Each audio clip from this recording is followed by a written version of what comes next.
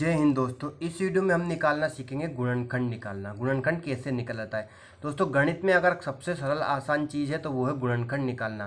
दोस्तों आप इस वीडियो में अंत तक बने रहिएगा, आपको भी गुणनखंड निकालना बहुत ही आसान लगेगा। दोस्तों इस वीडियो में मैंने आपके 4 टाइप के सवाल लिए, चारों अलग अलग टाइप के हैं। एक प्लस है, दूसरा माइनस है, दो घाते और 2 पद है, और तीसरा 4 घाते और 2 पद है। तो ये चारों सवालों का गुणनखंड अपन कैसे निकालेंगे वो हम इस वीडियो में सीखने वाले हैं। तो आइए हम स्टार्ट करते हैं। पहला सवाल है आपका x² प्लस 8x प्लस 16। अब इस सवाल में दोस्तों क्या है कि x² प्लस 8x प्लस 16 3 पद है। कितने पद है? 3 पद है। तो आपको ये किस टाइप का सवाल है आपका? ax² plus bx plus c।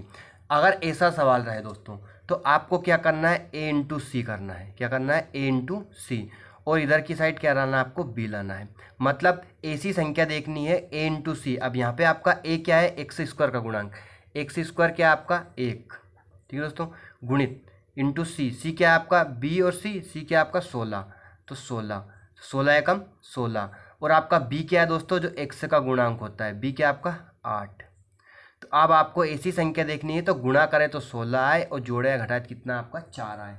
बस इसमें यही समझना बहुत ही जरूरी है दोस्तों गुणनखंड में, कि ऐसी संख्या देखना है अब आपको दोस्तों कि गुणा करें तो 16 आए और जोड़े घटाए कितना? 8 आए। संख्या होती है दोस्तों ऐसी, ऐसा नहीं है कि संख्या नहीं होगी। तो आपको क्या करना है? a इंटू सी। अब इस सवाल में ही देखेंगे दोस्तों अपन, a इंटू सी मतलब a का गुणा x² का गुणांक और जो अचर राशि है उनका गुणांक गुणा करना है। तो यहाँ पे 1 है, x² गुणांक कुछ भी नहीं लिख रहा है तो यहाँ पे 1 है। तो 1 और 16, तो 16 एकम 16 हुआ है आपका।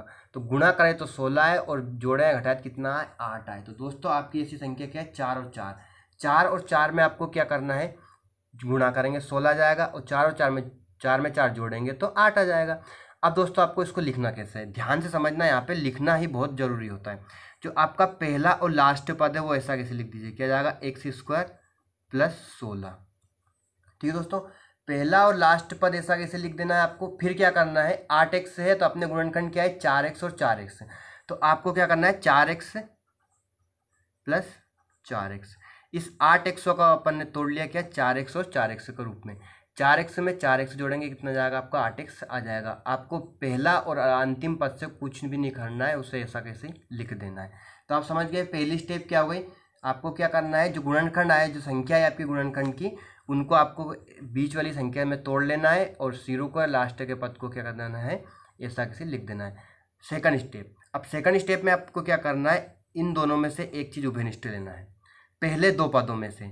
ठीक है दोस्तों, अब पहले 2 पदों में से आपको उभयनिष्ठ लेना है। अब उभयनिष्ठ क्या है? देखो यहाँ पे भी x है और यहाँ पे भी x है। तो दोनों पदों में से अपन क्या ले लेंगे? x कॉमन ले लेंगे। तो यहाँ पे x कॉमन लेंगे अपन। अब आपको कोष्टक लगाना है। अब इस x का इन दोनों पदों में भाग देना है। जो भागफल आएगा वो संख्या अपन यहाँ पे लिखेंगे। तो आप x² में x का भाग देंगे। x² मतलब x गुणा x। तो x² से x कट गया तो 1x बचा। तो यहाँ क्या बचेगा आपका? x प्लस, अब 4x में x से भाग दिया तो अपन ने क्या, x से x कट गया, कितना बचा आपका? 4 बचा। ठीक है दोस्तों, अब अगली स्टेप। अब दोस्तों ये तो आ चुका है आपका। अब इन दोनों में से आपको क्या कॉमन लेना है कि अंदर x प्लस 4 ही बचे। ठीक है दोस्तों, ऐसी संख्या जिसमें आपको क्या बचे? x प्लस 4 ही बचे। तो आप क्या कीजिए, जो आपके अंदर संख्या है क्या है? x, उसका एक पहले पद में भाग दे दीजिए। 4x का अपन x में भाग देंगे। पहला पद क्या आपका? x, और यहाँ पे पहला पद क्या है? 4x। तो भाग देंगे तो क्या जाएगा आपका? x से x कैंसिल होगा, क्या बचा? 4 प्लस का। तो अपन यहाँ पे क्या आएगा? प्लस 4। अगला पद क्या आएगा दोस्तों आपका? अगली संख्या क्या आएगी? प्लस 4। पहले पद का पहले पद में भाग दे दीजिए। अब अपन कोष्टक लगाएंगे। अब इस 4 का इन दोनों पदों में भाग देंगे। 4 का 4 में भाग दिया, कितना आएगा आपको? x बचा, 4x में दिया तो प्लस 4 का 16 में दिया, चढ़ चुके 16 आ गई ना आपके? x प्लस 4 x प्लस 4, ये दोनों संख्या सेम आ गई, मतलब आपका सवाल सही है। अब अगली स्टेप क्या करना है आपको? इन दोनों पदों में से यहाँ प्लस है तो पहला पद ये है और आपका दूसरा पद ये है, क्योंकि ये इंटू में है। ये दोनों 4 इसके इंटू में और x भी इसके इंटू गुणे में है। तो अपन क्या करेंगे? इन दोनों पदों में से x प्लस 4 सेम आ रहा है आपका, तो x प्लस 4 कॉमन ले लेंगे। x plus 4। अब आपका कोष्टक के अंदर क्या बचा दोस्तों? ध्यान समझना। यहाँ से अपन ने x प्लस 4 कॉमन ले लेते, यहाँ क्या बचा आपका? x बचा। यहाँ से भी अपन ने x प्लस 4 कॉमन लेते, यहाँ क्या बचा? प्लस 4। तो ये आपका आंसर आ चुका है। सिर्फ 3 स्टेप होती है आपको। पहली स्टेप में आपको संख्या देखनी है और उनको तोड़ना है। उसके बाद आपको कॉमन लेना है दूसरी स्टेप में, और फिर आपका आंसर आ जाएगा, उनको लिख दीजिए गुणनखंड के रूप में। अब देखना आपको दोस्तों दूसरे सवाल से आप और अच्छे से सीख जाएंगे। अभी बताया मैंने कि a इंटू सी, यहाँ पे a का गुणांक क्या है 4 और c क्या है आपका 9। 4 का 9 में गुणा करेंगे क्या जाएगा आपका 36, क्या जाएगा 36। उसके बाद आपका यहाँ पे क्या है -12। अब ऐसी संख्या देखना है आपको कि गुणा करें तो कितना है आपका 36 आए और जोड़े या घटाएं तो कितना है आपका 12 आए। माइनस का चिन्ह मत छोड़ना, चिन्ह का मोस्ट इंपोर्टेंट रूल होता है यहाँ पे। अब 36 और 12 गुणा करें तो 36 आए, जोड़े घटाए तो कितना है आपका 12 आए। तो 9 चुक 36 होता है आपका, लेकिन 9 और 4 जोड़ेंगे तो कितना आएगा 13। तो आपकी ये संख्या नहीं हो सकती। अब मैं आपको बताता हूँ, देखो अगर आपको ऐसे समझ में ना आए कि संख्या क्या है तो आप क्या कीजिए, इस 36 का लघुत्तम ले लीजिए। ये भी मैं आपको बता देता हूँ, इसमें क्लियर कर देता हूँ। आपको समझ में नहीं आ रहा है क्या कर रहे हैं तो आप जो a इंटू सी करोगे, a इंटू सी कितना है आपका 9 चुक 36, तो इसका गुणनखंड तोड़ लीजिए। 2 से करेंगे कितना जाएगा आपका 2 एकम 2, 2 अठे 16। फिर 2 से करेंगे अपन कितना जाएगा 2 एक दूनम 18। फिर 3 से करेंगे 3 तिया 9। फिर 3 से करेंगे 3 एकम 3। ठीक है दोस्तों, अब इनको लिखेंगे अपन। तो इस टाइप में लिखना है, देखना आपको 2 2 3 3, 2 गुणा 2 गुणा 3 गुणा 3। इनमें देखना है आपको कि ऐसी संख्या जो जोड़ा है घटाए कितना आपका 12 है।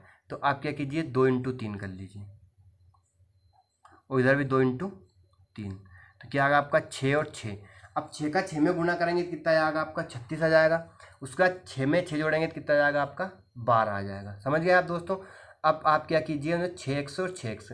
अब यहाँ पे चिन्ह का विशेष ध्यान रखना आपको। संख्या तो पता चल गई आपको क्या आ गई, 6 और 6 आ गई ना। तो अब आप क्या कीजिए, वापस वही पहला पद और आखिरी पद ऐसा कैसे लिख दीजिए 4x² और 9। अब -12 है, माइनस है, यहाँ पे प्लस था तो अपन ने प्लस लिख लिया, लेकिन यहाँ पे 12 है तो आप क्या लिखिए 6 और 6 संख्या है आपकी, तो 6x और 6x। अब 6x में अपन 6x जोड़ेंगे तो जाएगा माइनस माइनस प्लस होता है, जुड़ता है 12x हो जाएगा। अब 6 में अपन 6 का गुणा करेंगे 36 आ जाएगा और गुणे में माइनस माइनस क्या हो जाता है प्लस हो जाता है। अब आपको इन दो पद में से कॉमन लेना है। अगली स्टेप क्या है, कॉमन लेना है। अब संख्या देखेंगे कि 4 और 6, 4 और 6 में से अपन क्या कॉमन ले सकते हैं, क्या वो बनिष्ठ गुणनखंड है 2। एक तो क्या आ गया आपका 2 और x और x दोनों पदों में क्या लेंगे अपन 2x कॉमन लेंगे। अब 2x कॉमन लेंगे। अब 4x² में जो कॉमन वाली संख्या उसका भाग देते हैं। ठीक है दोस्तों, तो अपन यहाँ पे कर देते हैं 4x² में अपन कितने का भाग देंगे, इस जो आपका गुणनखंड लेने पर आया 2x। तो आपका 2 से 4 कितने हम कट गया 2 बार में, x² से x घात कट गई। ठीक है दोस्तों, तो यहाँ कितना बचा आपका 2 और x, कितना बचा 2x। तो अपन यहाँ क्या लिख देंगे 2x। ठीक है दोस्तों, समझ में आ रहा है ना। माइनस अब इस 2x का अपन 6x में भाग देंगे तो x से x कैंसिल होगा, 2 का भाग 6 में देंगे कितना जाएगा आपका 3 आ जाएगा। अब इन संख्याओं में से भी आपको क्या कॉमन लेना है कि 2x - 3 बचे। 6x + 9 में से आपको क्या कॉमन लेना है कि 2x - 3 ही बचना चाहिए। तो अपन क्या करेंगे, अभी बताया पहले वाले सवाल में मैंने, इस 2x का 6x में भाग दीजिए।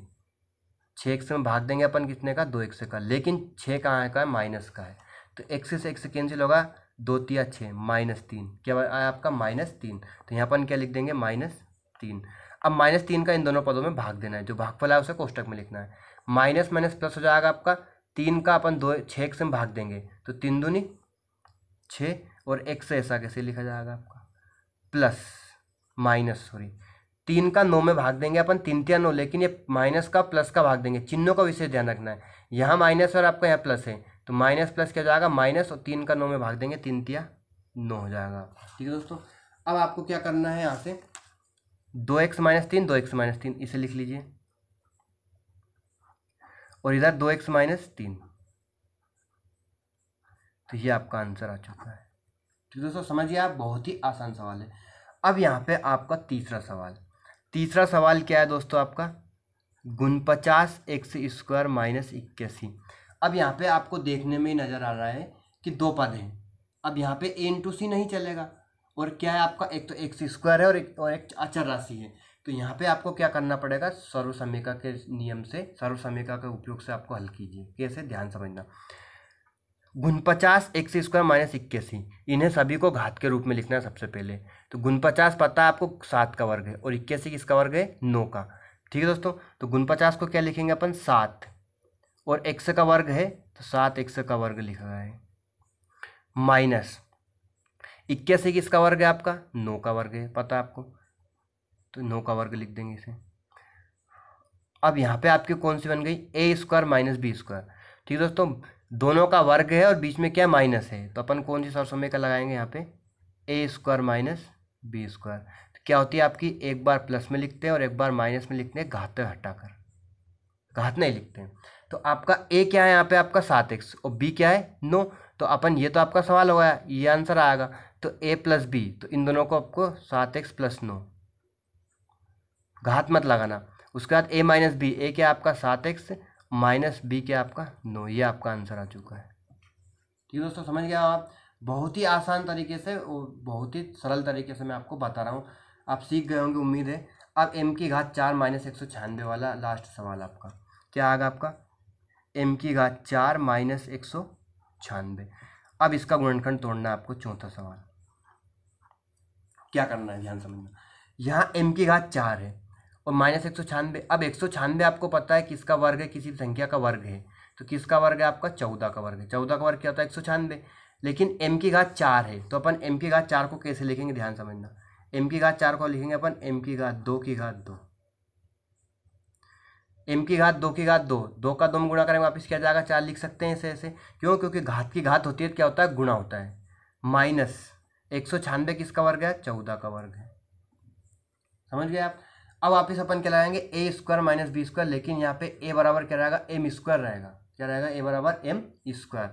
तो अपन यहाँ क्या लगाएंगे? वापस वही सरसों का, ए स्क्वायर माइनस बी स्क्वायर। तो ए प्लस बी और ए माइनस बी। तो एम का वर्ग क्या जाएगा दोस्तों आपका? ए, एक बार प्लस में लिखना है और एक बार माइनस में लिखना है। तो ए बराबर एम स्क्वायर है, तो M square minus 14, sorry plus, और एम स्क्वायर माइनस 14, ये आपका आंसर आ गया दोस्तों। समझ गए आप गुणनखंड कैसे निकाला जाता है? बहुत ही आसान तरीके से सवाल, और हर टाइप के सवाल लिए हैं मैंने।